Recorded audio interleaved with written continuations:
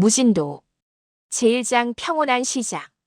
필리핀 마닐라 근교의 작은 마을에서 태어난 리아는 25살이 되도록 한 번도 자신의 고향을 벗어나 본 적이 없었습니다. 하지만 그녀의 마음속에는 언제나 더 큰 세상에 대한 꿈이 자리하고 있었어요. 낡은 스케치북에 그려넣은 패션 디자인들과 색연필로 칠해진 드레스 그림들이 그녀의 유일한 희망이었죠. 가난했지만 따뜻한 가정에서 자란 리아는 어머니가 운영하는 작은 양재점에서 바느질을 배우며 자랐습니다. 아버지는 건설 현장에서 일하셨고 어머니는 동네 사람들의 옷을 수선해주며 생계를 꾸려나가셨어요. 비록 넉넉하지 않았지만 가족들의 사랑만큼은 세상 어느 곳보다 풍요로웠죠. 그런 리아의 인생에 전환점이 찾아온 것은 국제결혼 중개업체를 통해서였습니다. 한국의 유기농 약초 농장을 운영한다는 박서진이라는 남성과의 만남이었어요. 35살의 서진은 사진으로 봤을 때도 인상이 좋았고 화상 통화를 할 때마다 리아를 배려하는 마음이 느껴졌습니다. 무엇보다 그는 리아의 디자이너 꿈을 진심으로 응원해 주었어요. 한국이라는 나라는 리아에게 꿈의 땅이었습니다. K-드라마와 K-팝으로 익숙해진 그 나라에서 자신도 새로운 삶을 시작할 수 있다는 생각에 가슴이 뛰었어요.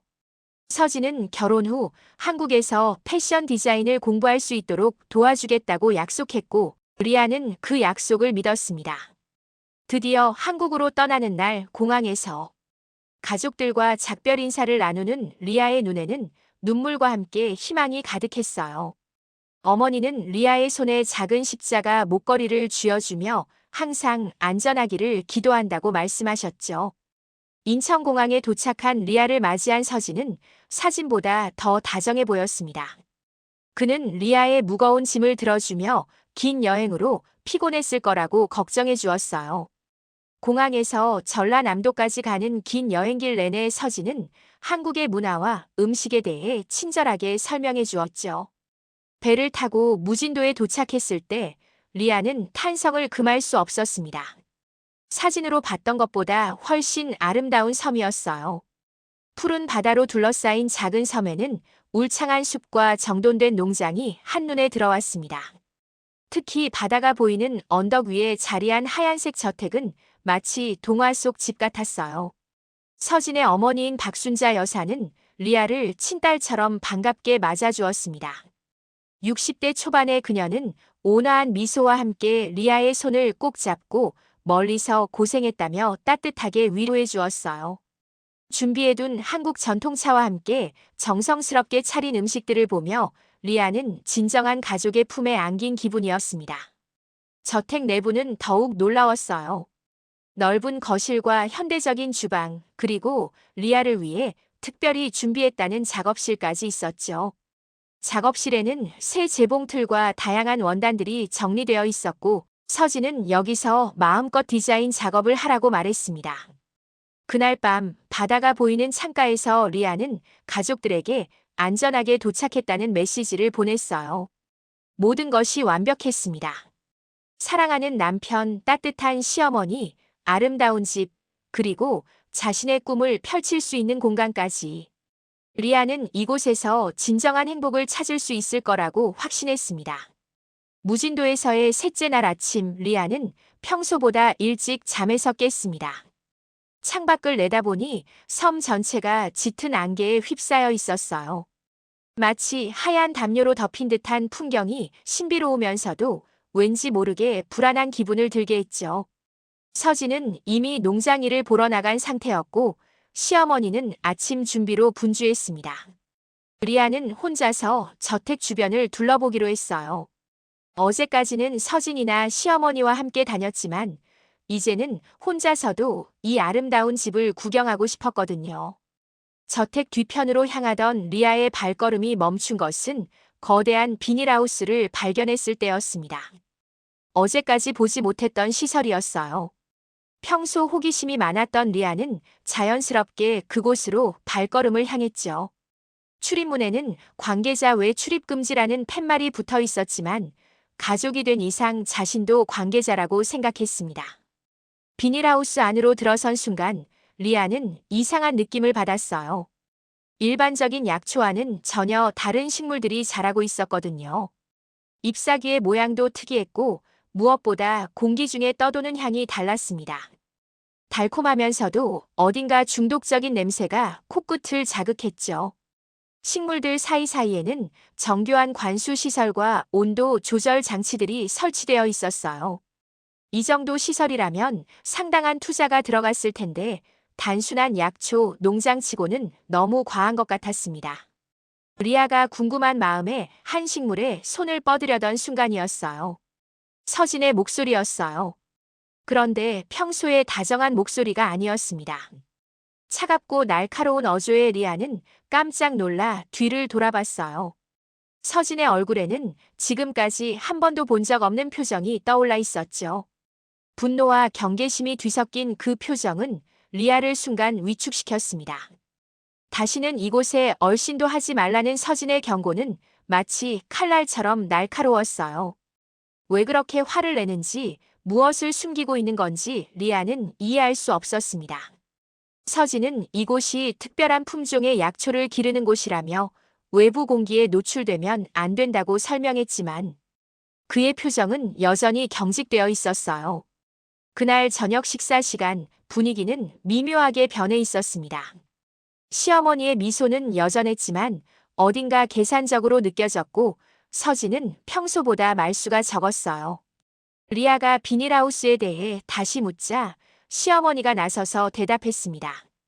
이제 너도 우리 가족이니 사업을 이해할 필요가 있다며 시어머니는 리아의 여권과 휴대폰을 내놓으라고 했어요.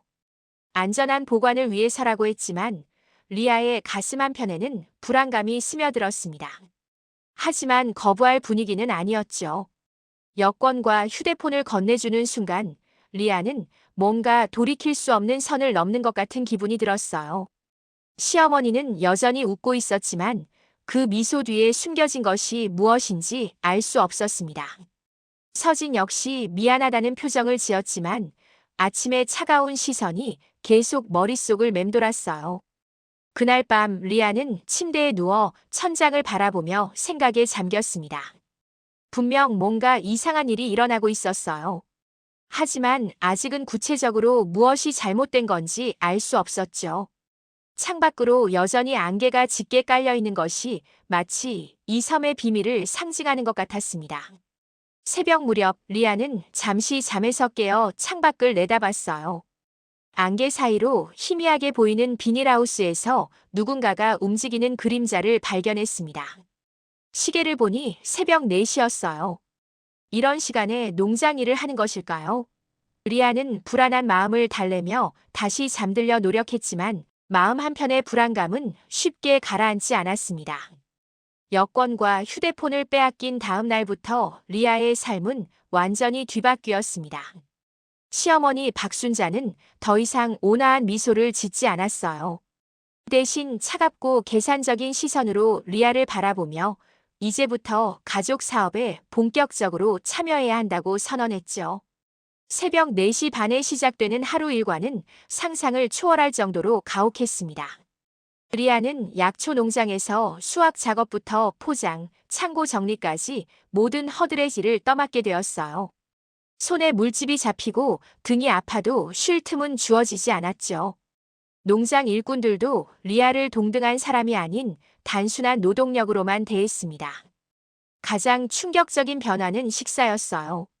더 이상 가족 식탁에 앉을 수 없었고 작은 플라스틱 그릇에 담긴 최소한의 밥과 반찬만이 허락되었습니다. 시어머니는 일꾼들은 따로 먹는 것이 규칙이라며 냉정하게 말했어요. 그 순간 리아는 자신이 가족이 아니라 그저 이용당하는 존재라는 것을 뼈저리게 깨달았죠. 서진의 폭력은 날이 갈수록 심해졌습니다. 처음에는 말로만 꾸짖더니 이제는 사소한 실수에도 주먹을 휘둘렀어요. 약초 포장지를 잘못 붙였다며 뺨을 때리고 작업 속도가 느리다며 발로 차기도 했죠. 어느 날은 무거운 상자를 떨어뜨렸다는 이유로 서진이 리아의 머리채를 잡고 흔들어댔습니다. 입술에서 피가 날 정도로 맞고도 리아는 아무에게도 하소연할 수 없었어요. 시어머니의 정신적 학대는 더욱 교묘하고 잔인했습니다. 리아가 힘들다고 호소하면 모든 며느리가 이 정도는 한다며 나약하다고 몰아세웠어요. 필리핀 여자들은 원래 게으르고 배은망덕하다는 식으로 인종차별적인 발언을 서슴지 않았죠. 가끔씩 다정한 모습을 보이다가도 금세 차가워지는 이중적인 태도로 리아를 혼란스럽게 만들었습니다. 절망적인 것은 섬 주민들 모두가 이 가족의 편이라는 사실이었어요. 리아가 마을 상점에서 주인에게 도움을 청했을 때 상점 주인은 겁에 질린 얼굴로 즉시 시어머니에게 전화를 걸었습니다.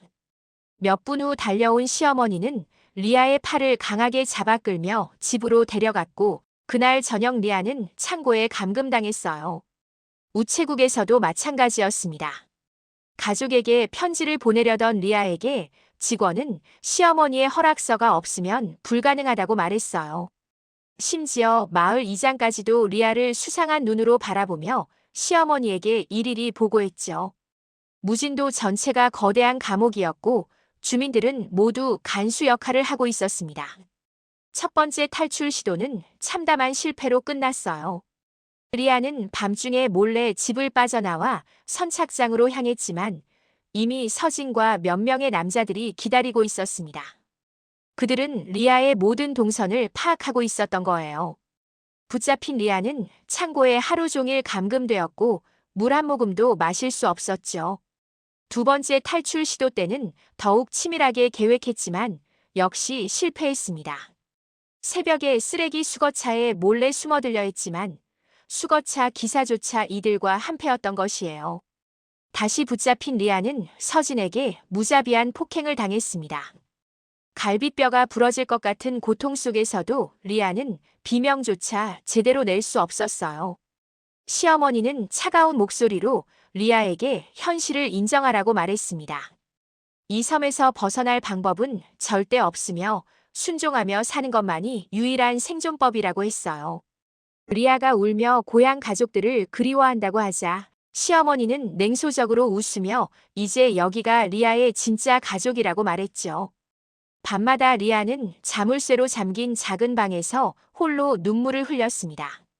창문에는 쇠창살이 설치되어 있었고 문 밖에서는 항상 누군가가 감시하고 있었어요. 꿈꿔왔던 아름다운 한국에서의 새로운 삶은 온데간데 없고 대신 끔찍한 악몽 같은 현실만이 남아 있었습니다. 한 달 반이 지나자 리아의 몸과 마음은 한계에 달했어요. 체중은 10kg 이상 빠졌고 거울 속 자신의 모습은 완전히 다른 사람 같았습니다. 하지만 그녀는 마지막 희망의 끈을 놓지 않으려 애썼어요. 언젠가는 반드시 이 지옥에서 벗어나 세상에 진실을 알리겠다는 다짐만이 그녀를 버티게 해주었습니다. 리아가 무진도에서 2달째를 보내고 있을 무렵 섬에 새로운 변화가 찾아왔습니다. 기존 보건의가 본토로 정근을 가면서 젊은 의사 한 명이 새롭게 부임해 온 것이었어요. 30대 초반으로 보이는 김도윤은 차분하면서도 예리한 인상을 풍기는 남자였죠. 김도윤의 첫 번째 업무는 섬 주민들의 정기 건강검진이었습니다. 시어머니는 리아도 검진을 받아야 한다며 보건소로 데려갔어요. 하지만 그 이유는 리아의 건강을 염려해서가 아니라 새로운 의사에게 자신들이 며느리를 잘 돌보고 있다는 모습을 보여주기 위해서였죠. 보건소에 들어선 리아는 긴장했습니다. 시어머니가 바로 옆에서 지켜보고 있었기 때문에 함부로 말할 수도 없었어요. 김도윤은 정중하게 인사를 건네며 검진을 시작했습니다. 혈압과 체중을 재고 기본적인 문진을 진행하는 동안 그의 눈빛은 차분했지만 어딘가 날카로웠어요. 소매를 걷어달라는 김도윤의 말에 리아는 순간 당황했습니다. 팔에는 며칠 전 서진에게 맞은 멍자국이 선명하게 남아있었거든요. 시어머니의 시선을 의식하며 리아는 조심스럽게 소매를 걷어 올렸어요. 김도윤의 눈이 잠시 멈췄지만 그는 아무 말 없이 검진을 계속했습니다. 하지만 리아는 놓치지 않았어요. 김도윤이 자신의 팔을 볼 때 잠깐 굳어진 표정과 조금 더 오래 머문 시선을 그리고 시어머니를 바라볼 때의 미묘한 변화도 느낄 수 있었죠. 검진이 끝나고 나서도 김도윤은 리아의 눈을 한 번 더 바라봤는데 그 시선에는 뭔가 다른 의미가 담겨 있는 것 같았어요. 며칠 후 리아가 농장에서 일하고 있을 때 김도윤이 농장을 방문했습니다. 마을 보건 상태를 점검한다는 명목이었지만 그의 시선은 자꾸 리아 쪽으로 향했어요. 서진과 시어머니가 농장을 안내하며 자랑스럽게 설명하는 동안 김도윤은 조용히 주변을 관찰했습니다. 특히 그가 출입금지 구역인 비닐하우스에 관심을 보이자 서진의 표정이 순간 굳어졌어요. 하지만 김도윤은 아무렇지 않게 일반적인 약초 재배에 대해 질문하며 자연스럽게 넘어갔죠. 리아는 그 순간 김도윤이 뭔가를 눈치챘다는 것을 직감했습니다. 일주일 후 리아에게 기적 같은 일이 일어났어요. 평소처럼 창고 청소를 하던 중 구석진 곳에서 작은 구급 상자를 발견한 것이었죠. 상자 안에는 연고와 반창고, 소독약이 들어 있었는데 가장 밑바닥에는 낡은 충전식 휴대폰이 숨겨져 있었어요. 휴대폰을 발견한 순간 리아의 심장이 격하게 뛰었습니다. 전원을 켜보니 배터리가 얼마 남지 않았지만 작동했어요. 그리고 메모장에는 짧은 메시지가 저장되어 있었죠. 당신이 위험하다는 것을 알고 있습니다. 조심스럽게 연락하세요. -K라는 글이었어요. 김도윤이 남긴 것이 분명했습니다. 리아는 눈물이 날 것 같았어요. 이 지옥 같은 곳에서 자신을 도우려는 사람이 있다는 사실만으로도 희망이 생겼거든요. 하지만 동시에 조심해야 한다는 것도 알고 있었습니다. 발각되면 이번에는 정말 목숨이 위험할 수도 있으니까요. 그날 밤 리아는 조심스럽게 김도윤에게 첫 메시지를 보냈습니다. 도와주셔서 감사합니다. 정말 위험한 상황입니다. 라는 간단한 내용이었어요. 몇 분 후 답장이 왔습니다. 안전한 곳에 휴대폰을 숨기세요. 절대 들키면 안 됩니다. 기회를 봐서 연락드리겠습니다. 김도윤의 메시지는 짧지만 확실했어요. 그는 리아의 상황을 정확히 파악하고 있었고 도우려는 의지가 분명했습니다. 리아는 휴대폰을 창고 구석의 헐거운 판자 틈에 조심스럽게 숨겼어요. 그리고 다시 일상으로 돌아갔지만 이제는 마음속에 작은 희망의 불꽃이 타오르고 있었습니다. 며칠 뒤 김도윤으로부터 또 다른 메시지가 왔어요. 증거를 수집하세요. 사진, 녹음, 무엇이든 좋습니다. 하지만 절대 무리하지 마세요. 리아는 그제야 자신이 단순히 탈출만 생각할 것이 아니라 이들의 범죄를 입증할 증거를 모아야 한다는 것을 깨달았습니다. 그날부터 리아의 눈빛이 달라졌어요. 더 이상 절망에 빠진 희생자가 아니라 생존을 위해 싸우는 전사의 모습이었죠. 김도윤이라는 든든한 조력자가 생긴 것만으로도 리아는 새로운 용기를 얻었습니다. 이제 진짜 싸움이 시작되는 것이었어요. 마지막 메시지에서 김도윤은 이렇게 말했습니다. 당신은 혼자가 아닙니다. 함께 이 상황을 해결해 나갑시다. 그 말을 읽는 순간 리아는 오랜만에 진심으로 웃을 수 있었어요. 절망의 터널 끝에서 마침내 희미한 불빛을 발견한 것이었습니다. 김도윤으로부터 증거 수집에 대한 조언을 받은 후 리아는 완전히 다른 사람이 되었습니다. 겉으로는 여전히 순종적인 며느리를 연기했지만 속으로는 치밀하게 계획을 세우고 있었어요. 매 순간이 살얼음판을 걷는 것 같았지만 이제는 명확한 목표가 있었죠. 첫 번째 증거 수집 기회는 며칠 후에 찾아왔습니다. 서진이 외부 거래상들과 만나는 날이었어요. 평소보다 일찍 농장으로 나간 리아는 숨겨둔 휴대폰을 조심스럽게 꺼냈습니다. 멀리서 서진과 정체불명의 남자들이 금지구역 비닐하우스 앞에서 대화하는 모습을 발견했죠. 휴대폰을 최대한 조용히 설정하고 리아는 약초밭에 숨어 그들의 모습을 촬영하기 시작했어요. 화질은 좋지 않았지만 얼굴과 차량 번호는 충분히 식별 가능했습니다. 무엇보다 그들이 비닐하우스에서 나오는 큰 포대자루들을 트럭에 싣는 장면을 생생하게 담을 수 있었어요. 가장 위험한 순간은 그들의 대화를 녹음하려 할 때였습니다. 리아는 풀숲 사이로 기어가면서 최대한 가까이 다가갔어요. 심장이 터질 것처럼 뛰었지만 서진이 말하는 특수 약초와 중국 바이어 다음 달 대량 거래 같은 단어들을 놓칠 수 없었죠. 녹음 버튼을 누른 채 15분간 그 자리에 숨어 있었습니다.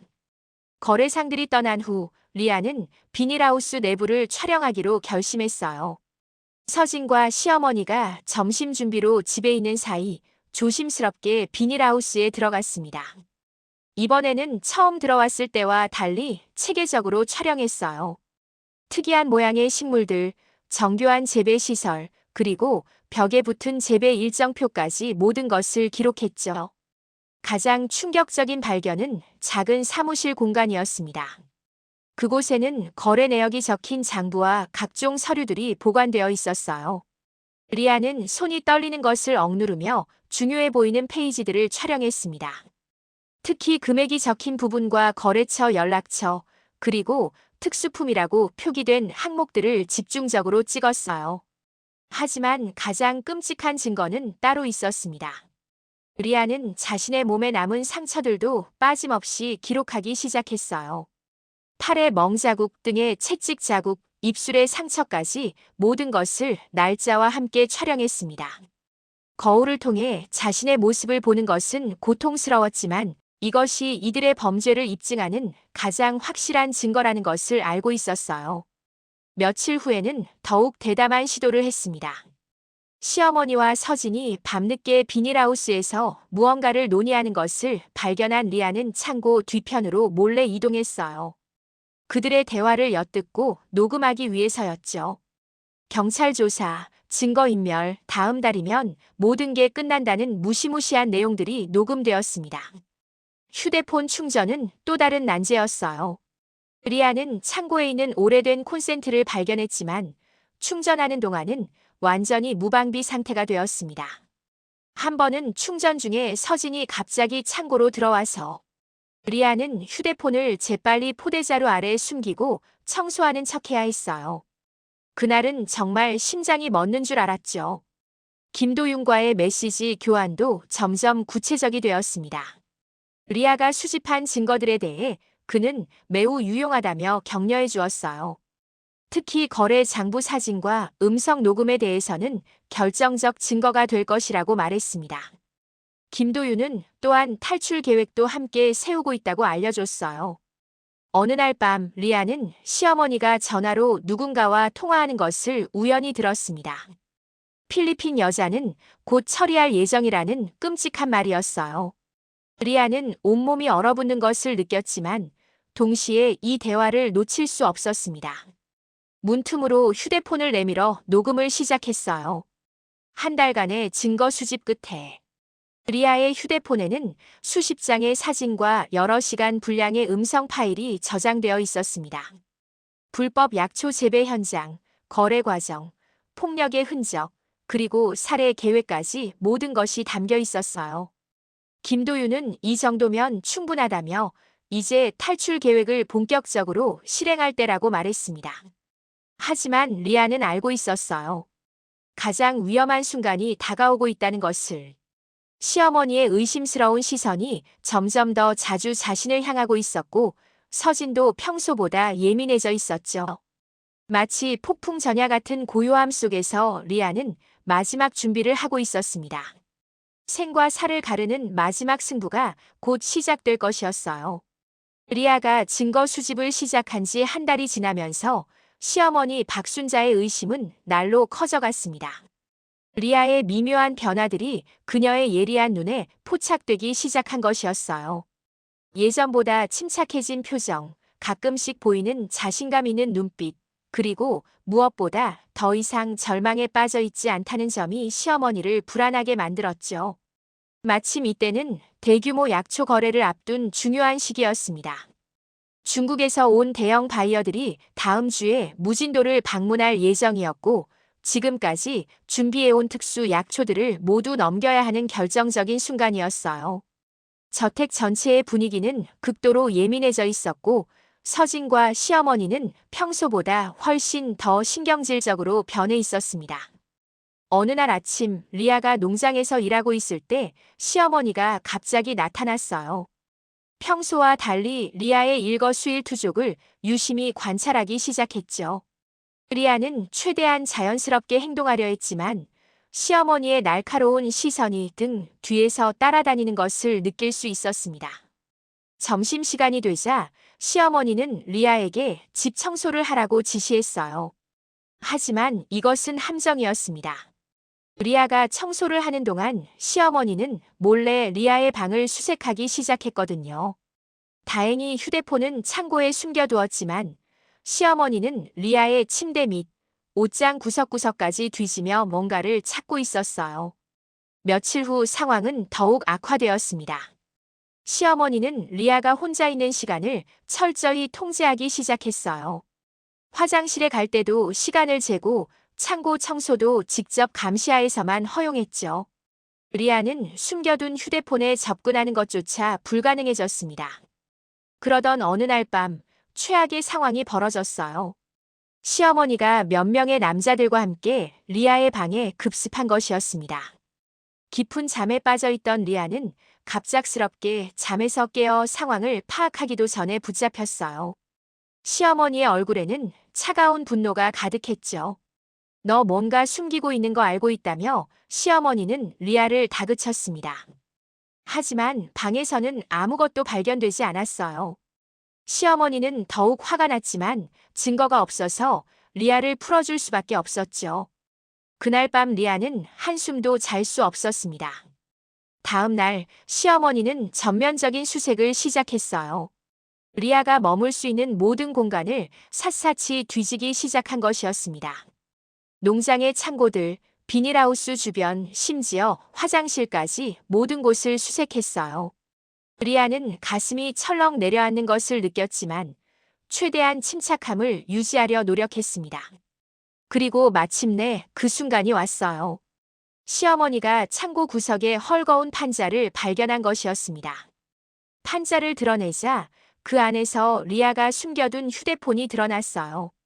시어머니의 얼굴에 섬뜩한 미소가 번졌고 리아는 온몸에 피가 얼어붙는 것을 느꼈죠. 휴대폰을 확인한 시어머니의 표정은 점점 더 무서워졌습니다. 수십 장의 사진들, 녹음 파일들, 그리고 김도윤과 주고받은 메시지들까지 모든 것이 발각되었어요. 시어머니는 분노로 온몸을 떨며 리아를 노려봤습니다. 이 더러운 년이 우리를 배신했다고 소리쳤어요. 즉시 서진과 마을의 남자들이 호출되었습니다. 리아는 창고로 끌려가 무자비한 폭행을 당했어요. 서진의 주먹이 얼굴을 가격할 때마다 리아는 의식을 잃을 뻔했지만 그들은 리아가 정신을 잃지 않을 정도로만 때렸습니다. 더 큰 고통을 주기 위해서였죠. 폭행이 끝난 후 더욱 끔찍한 일이 벌어졌습니다. 마을의 남성 주민들이 차례로 창고에 들어와 리아를 성폭행했어요. 리아는 비명을 질렀지만 아무도 도와주지 않았습니다. 시어머니는 밖에서 이것이 배신자에 대한 당연한 처벌이라며 차갑게 말했죠. 지옥 같은 시간이 지나고 나서 시어머니가 창고에 들어왔습니다. 그녀는 리아의 앞에 쪼그리고 앉아 섬뜩한 미소를 지으며 말했어요. 중국 바이어들과의 거래만 끝나면 리아는 이 섬에서 조용히 사라질 것이라고. 아무도 리아를 찾지 않을 것이며 마치 처음부터 존재하지 않았던 사람처럼 될 것이라고 했습니다. 절망에 빠진 리아에게 마지막 희망의 끈마저 끊어지는 순간이었어요. 모든 증거는 사라졌고 김도윤과의 연락도 두절되었습니다.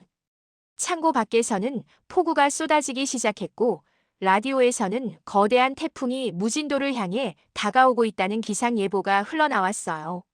리아는 차가운 창고 바닥에 누워 천장을 바라봤습니다. 몸은 만신창이가 되었고 마음은 절망으로 가득했어요. 하지만 그 순간에도 리아는 완전히 포기하지 않았습니다.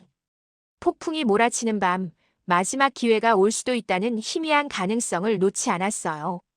기상청의 예보는 정확했습니다. 다음 날 저녁부터 거대한 태풍이 무진도를 강타하기 시작했어요. 바람은 점점 더 강해졌고 빗방울들이 창고 지붕을 두드리는 소리가 마치 총성처럼 울려 퍼졌습니다. 리아는 창고 구석에 웅크리고 앉아 폭풍의 소리에 귀를 기울였어요. 태풍의 위력은 상상을 초월했습니다. 섬 전체가 거센 바람과 폭우에 휩싸여 있었고 나무들이 뿌리째 뽑히는 소리가 들려왔어요. 전기는 이미 나간 상태였고 통신망도 완전히 두절되었습니다. 평소 같았다면 절망적인 상황이었지만 리아에게는 마지막 기회일 수도 있었죠. 그때 갑자기 창고 문이 열렸습니다. 어둠 속에서 나타난 것은 김도윤이었어요. 그는 비에 흠뻑 젖은 채로 리아에게 달려왔습니다. 괜찮냐고 묻는 그의 목소리에서 간절함이 느껴졌어요.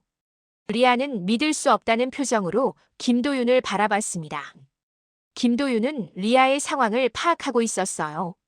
그는 태풍을 틈타 섬의 변전소에 문제를 일으켜 일대를 완전히 정전시켰다고 말했습니다. 지금이 탈출할 수 있는 유일한 기회라며 리아의 손을 잡았어요. 하지만 리아는 몸을 제대로 가누기 힘들 정도로 약해져 있었죠. 김도윤은 미리 준비해둔 응급처치 용품으로 리아의 상처를 간단히 치료했습니다. 진통제를 건네며 지금 참고 견뎌야 한다고 말했어요. 리아는 약을 삼키며 마지막 힘을 끌어모았습니다. 죽을 각오로 이 기회를 놓칠 수는 없었거든요. 창고에서 나오자마자 두 사람은 폭풍 우의 위력을 온몸으로 느꼈어요. 바람이 너무 강해서 제대로 서 있기도 힘들었고 빗방울들이 피부를 찌르는 것 같았습니다. 김도윤은 리아의 팔을 꽉 잡고 선착장을 향해 이동하기 시작했어요.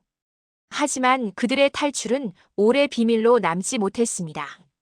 저택에서 비상용 랜턴을 든 서진과 몇 명의 남자들이 나타났어요.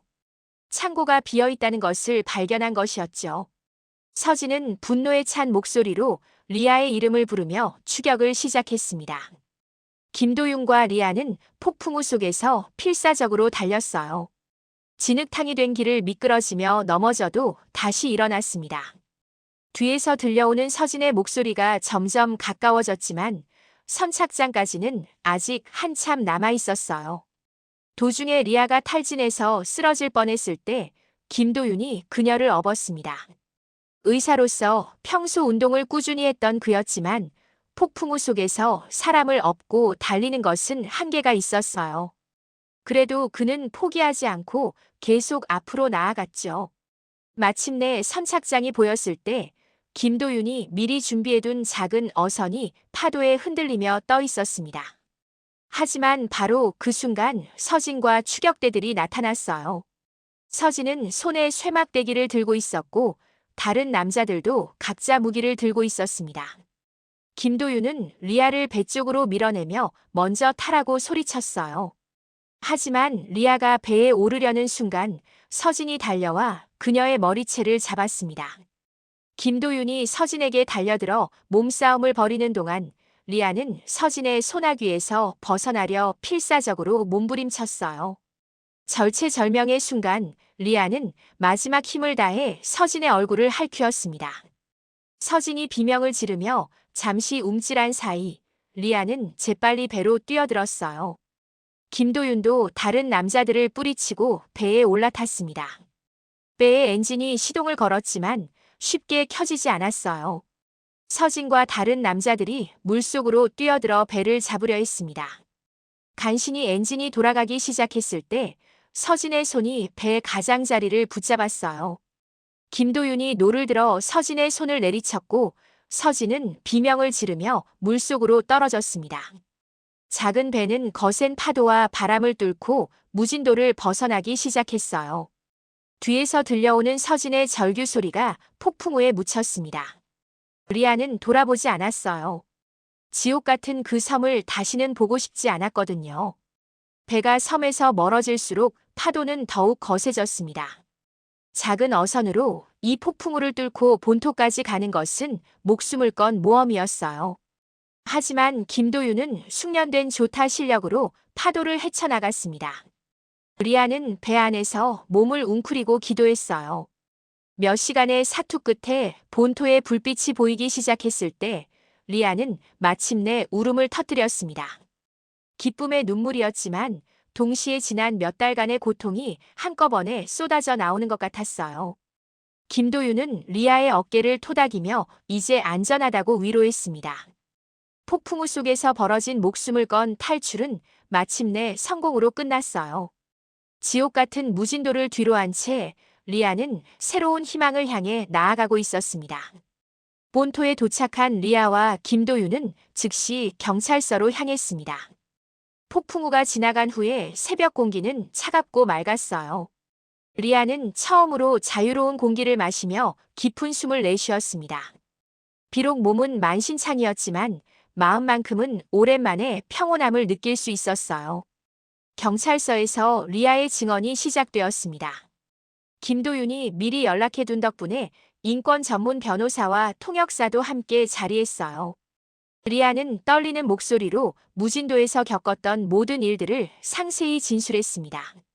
불법 약초 재배, 강제 노동, 폭행, 성폭행, 그리고 살해 위협까지 숨김없이 모든 것을 털어놓았어요.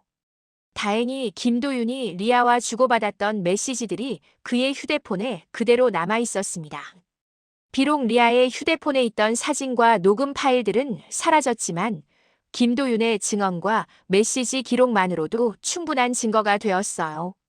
무엇보다 리아의 몸에 남은 상처들이 폭행의 명백한 증거였죠. 경찰의 수사는 신속하게 진행되었습니다. 태풍이 지나간 후 특수부대가 무진도에 상륙했고 박서진 일가와 공모한 섬 주민들을 일제히 체포했어요.